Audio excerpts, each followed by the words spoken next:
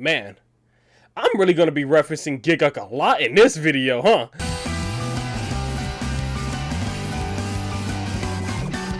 Starting off this anime, we see like these people inside this game trying to like raid this one base, but then they eventually get done up by 4 other players. Just to find out that the 4 other players are being controlled by 2 people, and their names is Shiro and Sora. And these 2 are practically speaking the most no-life gamers that you will ever see, but they are also the smartest people you will ever see. And we're gonna get into that when we can get into that. You guys will see what I'm talking about. After completely just taking everybody's elo inside that lobby, they randomly get like an email from this mysterious person challenging them to chess. And this is where we learn that, like, you know, the duo that we're looking at, they have like a whole like dynamic.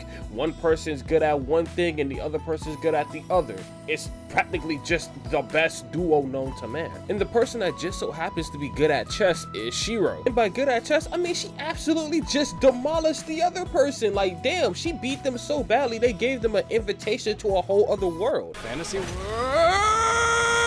Welcome to my world of games! What the fuck? Now, while getting transported into the world, the god is following them and telling them like the rules to this world, saying that there's no violence. Like, if somebody's caught cheating, then you automatically lose the games. And every single conflict in this world is decided by games. Did you catch all that? No. Brilliant! And remember, don't cheat because no one here cheats! Except for that one time where literally everyone here cheats. So after touching down on the world, they automatically just get their first dub from these random 3 NPCs. So after getting the directions to the closest town, the very first thing that they see is that there's like a blackjack game that's going on between this one chick and the other chick.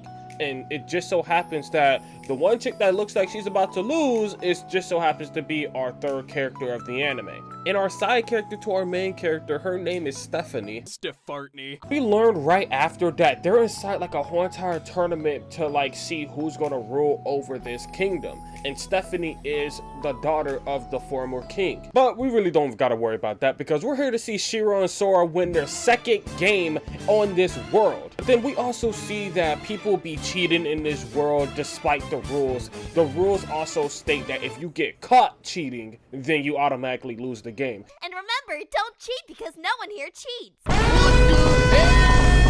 So people try to be sneaky with how they cheat, but our main characters be seeing past that shit. So with them noticing that they're getting cheated, they decided to cheat themselves. Boom! Royal flush, baby! But that's over a 1 in 6 million chance! How? How? In my world, we have this thing called believing in the heart of the cards.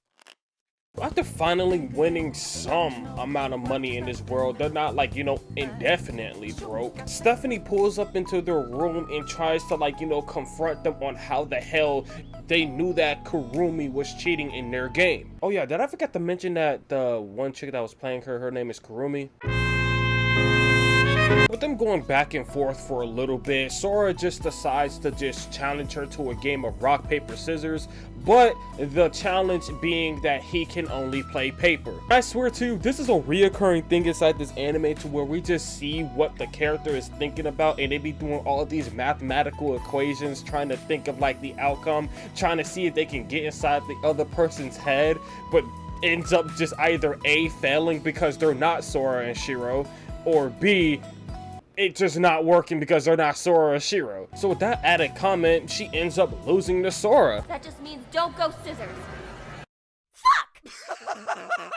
I can't believe that actually worked! So because Sora won that rock, paper, scissors game, the deal that they end up making was that Stephanie would give Sora a place to stay if he won that game. So in place, Sora won, so Shiro also gets a place to live. We're skipping towards into the castle. Here's why I say that these people are just unrealistically smart, because not being in the world for like a week, Shiro ends up just picking up this book, not being able to read the language, and then all of a sudden in the next scene reads the language. Like, this shit is ridiculous. After spending some time getting a lot of, like, you know, world building and exposition, we end up cutting to where Shiro, oh my god, Sora ends up confronting Kurumi about her last game that she had with Stephanie, saying that she cheated with an elf, and people that are in like this country, which is just humanity. And our race is called humanity. You mean humanity? No, humanity. Humanity? Humanity. Humanity? Humanity. Really don't like elves, so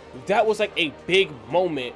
And Sora also pretty much said that he wants to take on the mantle and become king of this country. So with Kurumi not being able to back down from the challenge, she ends up deciding to just challenge him to another chess game at dawn.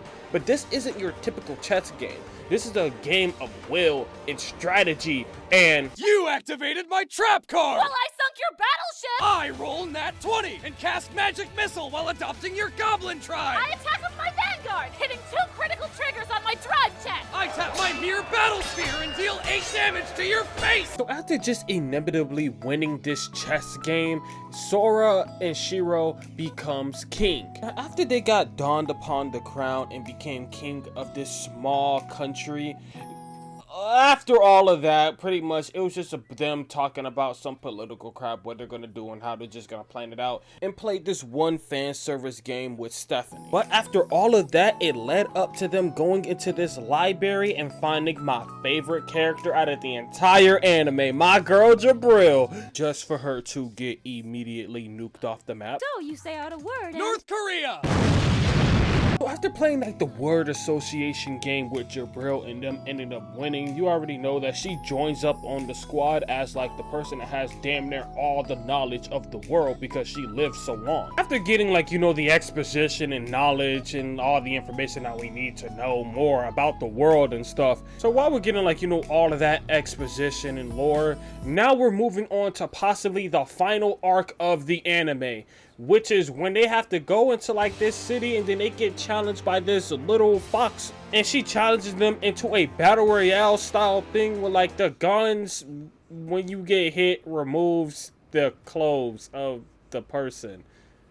Yeah, this anime was actually kind of weird looking back at it. But accepting that challenge, we get into our and of course, just like every single game that they have played all the way up until this point, somebody was cheating. Just like when they figured out somebody was cheating, they still end up winning at the end of the day. Skipping to literally the last battle that they have to go to, they decided to just end this off on a coin flip, and I'll just let the clip speak for itself. Little does he know, if I heighten my senses, I can accurately predict the side it will land on. Oh, fuck off! With ending off with that BS coin flip, that's all you need to know about No Game, No Life. Now, all we have to do is just wait for Season 2 to drop. Hopefully. Maybe. Maybe it might drop this year. Or next year. Or next century. All I know is, we're gonna get it one day. We're gonna get it one day. But if you guys enjoyed this video, hey, make sure you guys leave a like, and while you're down there, subscribe to my YouTube channel. It lets me know that you guys will want me to do more anime in minutes. Like, I'm trying to bring new things to the channel, and this was like, you know, something new that I wanted to do, even though I haven't been doing them for like a long time. The first one that we did was like on Data Live. So I'm trying to be able to, like, you know, bring more things to the channel. More series that I can do for you guys. So if you guys enjoyed the video, or you got any recommendations of anime in minutes that you guys want me to do, hey, leave it in the comments. But with that being said, there's no bell for today. Get out.